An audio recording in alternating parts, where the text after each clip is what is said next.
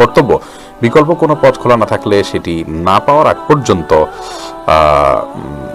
আপনার এটি করা যেতে পারে, অর্থাৎ আপনি তার ভরণ পোষণ দিয়ে আপনি আপনার জীবন ধারণ করতে পারেন একেবারে নিরুপায় হিসাবে। আর যদি হারাম লেআইনিহি হয়, অর্থাৎ সরাসরি হারাম যেটাকে বলা হয়, ধরুন শুকরের গোশত অথবা অন্য কারো কাছে চুরি করে আনছে, তাহলে সেটি আপনার জন্য গ্রহণ করা জায়েজ নেই। কারণ আলহামদুলিল্লাহ এটি ছাড়াও পৃথিবীতে বেঁচে থাকার জন্য আপনি চেষ্টা করলে আপনার অন্য অনেক ব্যবস্থা হতে পারে। সুমাইয়া রিদ্দিতে আপনি লিখেছেন, বাচ্চা হওয়ার আগে কি কাঁথা সেলাই করা যাবে বাচ্চার জন্য? কোনো অসুবিধা নেই বোন, বাচ্চা হওয়ার আগে থেকে কাঁথা সেলাই করতে পারেন। আপনার যে কোনো কাজ সুচারুরূপে করার জন্য আগে থেকে প্রস্তুতি গ্রহণ করার নির্দেশ এবং ইসলাম আমাদেরকে দিয়েছে। অতএব আগে থেকে কাঁথা সেলাই করাতে দোষের কিছু নেই।